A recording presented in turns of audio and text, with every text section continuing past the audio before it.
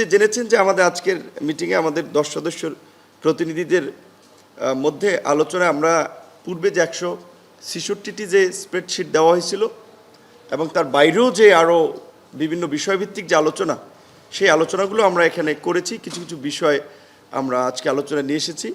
আর ওই 166টির মধ্যে যেখানে আমরা 127টিতে একমত ছিলাম, 15টিতে আমরা একমত ছিলাম না, 23টিতে আমরা আংশিক একমত ছিলাম, সেগুলোর জায়গা থেকে আমরা 8টিতে মোটামুটি একমত হয়েছি। তাহলে সেই দিক থেকে বলা যায় যে 135টাতে আমরা মোটামুটি একমত।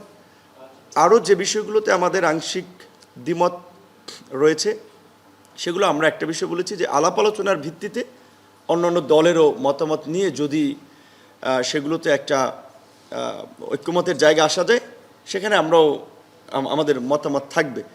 একই সাথে আমরা বিশেষ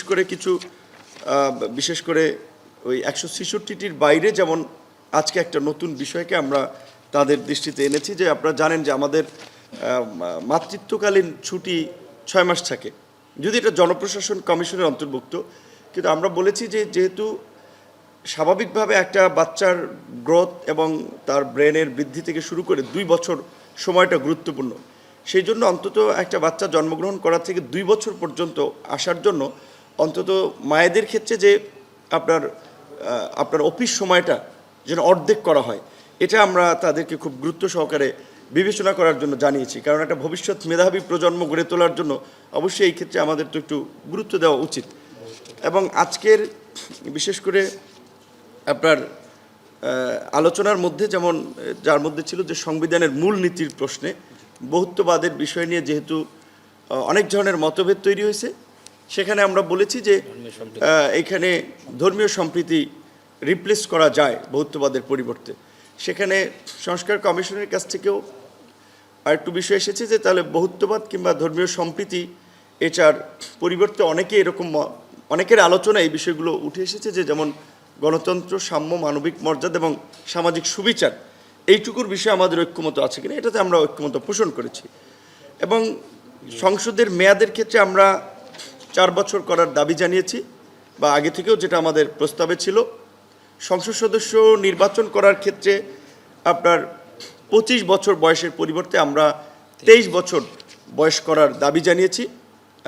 কমিশনের পক্ষ থেকে 21 তারা প্রস্তাব করেছিল। সেখানে আমরা বলেছি যে বাংলাদেশের বিদ্যমান শিক্ষা ব্যবস্থায় গ্রাজুয়েশন শেষ করতেই 22-23 বছর লেগে যায়।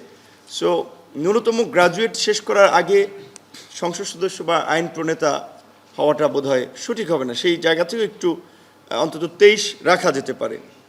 পাশাপাশি আপনার যেটা বহুল আলোচিত বিষয় যে আপনারা জানেন যে সংসদের যে 70 নম্বর অনুচ্ছেদের একটি বিষয়, সেই জায়গা থেকে আমরা বলেছি যে অর্থ বিলের পাশাপাশি যেন আস্থা বিলের ক্ষেত্রে নিজ দলের বিরুদ্ধে ভোট দিতে না পারে, এরও একটা বিধান থাকা দরকার। কারণ না হলে আপনার যে কোনো সময় সরকার আপনার পতনের ক্ষেত্রে কিংবা যেটা বলে হর্স ট্রেডিংয়ের মতো সংসদ সদস্যদের বেচা কেনার একটা প্রবণতা আমরা অনেক আগে থেকে এই উপমহাদেশের রাজনীতিতে আমরা দেখেছি।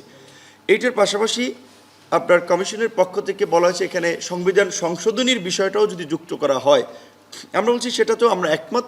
এবং সংবিধান সংশোধনের প্রক্রিয়াতে একটা বিষয় আলোচনা উঠে এসেছে যে আমরা বলেছিলাম যে সংবিধান তো কোনো রাজনৈতিক দলের বিষয় না, এটা গোটা জাতির বিষয়, এর জন্য একটা জাতীয় ঐক্যমত প্রয়োজন। এবং সংবিধান যেহেতু পিপলস উইল, সেই ক্ষেত্রে রাজনৈতিক দলের পাশাপাশি এই পিপল বা জনগণের একটা সমর্থন থাকা দরকার। এইখানে আমরা বলেছি যে এই পার্লামেন্টের 2/3 পাশাপাশি সব সংশোধনী নয়, কিছু গুরুত্বপূর্ণ সংশোধনী সেটা আর্টিকেলকে স্পেসিফিক করে দেওয়া যায়, সেই আর্টিকেলগুলোর সংশোধনীর ক্ষেত্রে আপনার একটা গণভোট হতে পারে, আমরা এই প্রস্তাবনাও দিয়েছি। এবং সবচেয়ে এই বিশেষ করে সংবিধান এবং নির্বাচন কমিশনের জায়গা থেকে আরও একটি গুরুত্বপূর্ণ বিষয় হচ্ছে আপনারা জানেন যে জাতীয় সাংবিধানিক কাউন্সিল, সেটা আমরা বলেছি যে বাংলা এবং ইংরেজি মিলিয়ে নামটা ওয়ার্ড দেখায়, যেহেতু জাতীয় সাংবিধানিক পরিষদ হতে পারে, আর ইংরেজিতে হচ্ছে ন্যাশনাল কনস্টিটিউশনাল কাউন্সিল, যে নামটার সংশোধন যে জাতীয় সাংবিধানিক পরিষদ করা। এবং এই পরিষদকে আপনার কার্যকর করার জন্য এখানে যেটা বর্তমানে বলা আছে যে সাংবিধানিক কমিশন, অ্যাটর্নি জেনারেল, প্রধান বিচারপতি, 3 বাহিনী প্রধান তাদের নিয়োগ এবং প্রধান উপদেষ্টার নিয়োগ। এখানে আমরা দুটো বিষয় অন্তর্ভুক্ত করেছি, যে প্রধান উপদেষ্টার পাশাপাশি অন্যান্য যে 15 কিংবা 20 সদস্য বিশিষ্ট যে সংখ্যক উপদেষ্টা পরিষদ হবে, সেইটা এই এনসিসির আলোচনার ভিত্তিতে হবে। শুধুমাত্র প্রধান উপদেষ্টা যে তার চয়েস মতো বাকিদেরকে অ্যাপয়েন্টমেন্ট করবে সেটা না। একই সাথে যেহেতু পুলিশ আইন শৃঙ্খলা পরিস্থিতি নিয়ন্ত্রণে একটা গুরুত্বপূর্ণ ভূমিকা পালন করে, 3 বাহিনীর পাশাপাশি পুলিশ প্রধানের নিয়োগটা আমরা এই জাতীয় সাংবিধানিক পরিষদ বা এনসিসিতে আমরা অন্তর্ভুক্ত করার আহ্বান জানিয়েছি।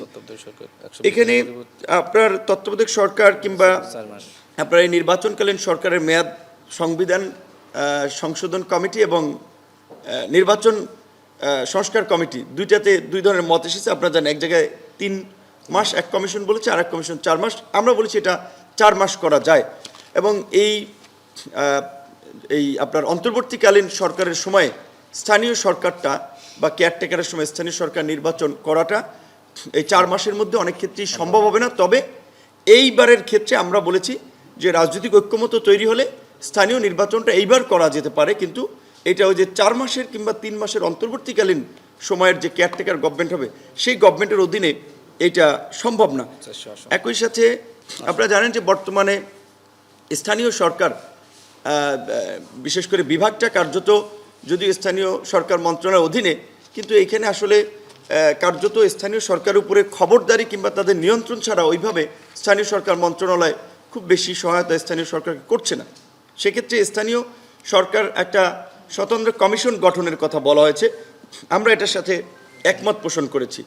এবং আমরা যে দ্বিকক্ষ বিশিষ্ট সংসদের কথা বলছি, সেখানে নিম্নকক্ষে 100 নারী প্রতিনিধিত্ব রাখার বিষয়ে আমরা একমত হয়েছি। তবে প্রক্রিয়ার ক্ষেত্রে আমরা ঘূর্ণায়মান পদ্ধতিটাকে আমরা সঠিক মনে করছি না। আমরা বলছি যে প্রত্যেক রাজনৈতিক দলের জন্য ফিক্স করে দেওয়া যায়, বা প্রত্যেক রাজনৈতিক দলকে আপনার বাধ্যবাধকতার মধ্যে নিয়ে আসা, যে তারা ন্যূনতম 1/3 কিংবা 30% নারী তারা মনোনয়ন দেবে, এইটা আমরা বলেছি। একই সাথে আপনার আমাদের যে উচ্চ কক্ষে আপনার 100 জন সদস্যের সংসদ সদস্যের মধ্যে বলা ছিল যে 50% বিভিন্ন পেশাজীবী, বিশেষ করে শিক্ষক, সাংবাদিক, বিভিন্ন ক্যাটাগরির লোকেরা নিয়োগ পাবে। সেখানে আমরা বলেছি যে এইটা বিজয়ী পার্টির উপরে অনেক ক্ষেত্রে বা রাজনৈতিক দলগুলোর উপরে সিদ্ধান্ত বেশিরভাগ ক্ষেত্রে দেওয়া উচিত। সেক্ষেত্রে ন্যূনতম 20% আমরা নারী, সাংস্কৃতিক ব্যক্তিত্ব, পেশাজীবী এইটা রাখার ক্ষেত্রে আমরা এখানে একমত হয়েছি। এবং বর্তমান নির্বাচন কমিশনের আপনার যদিও আরপিওতে আছে যে ছাত্র এবং শ্রমিকরা কোনো রাজনৈতিক দলের অঙ্গ সংগঠন বা ভ্রাতৃপ্রতিম সংগঠন হবে না, কিন্তু কোনো রাজনৈতিক দলই এটা কিন্তু করছে না। বরঞ্চ ছাত্র সংগঠন, শ্রমিক সংগঠনের কমিটি দিচ্ছে, দেখবেন যে রাজনৈতিক দলের শীর্ষ নেতারা।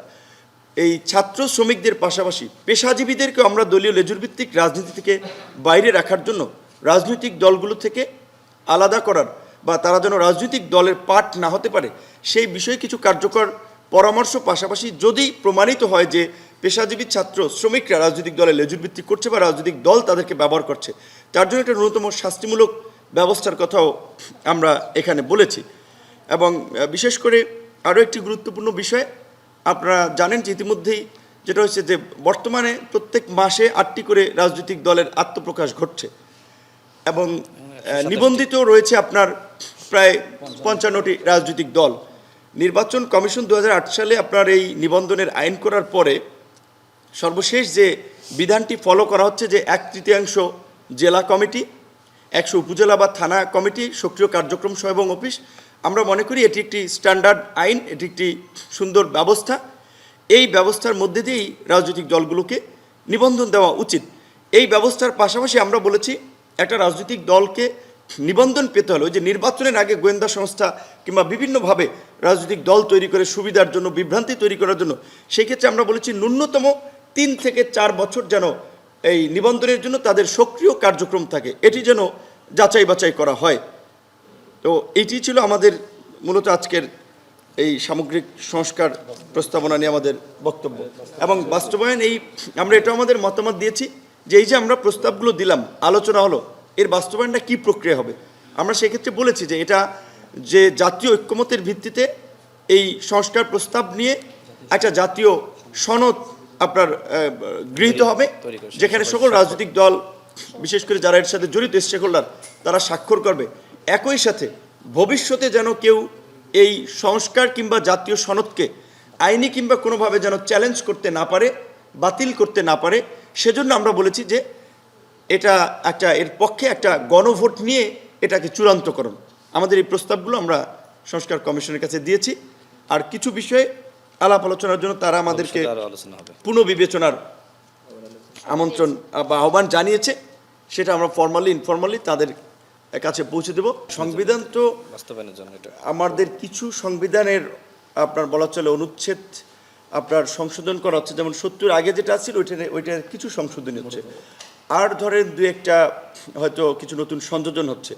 সেক্ষেত্রে একেবারে তো নতুন লেখা হচ্ছে না, আর একেবারে আবার হুবহু পুরো লিখনও হচ্ছে না, কিছু সংশোধনী বলা যায়।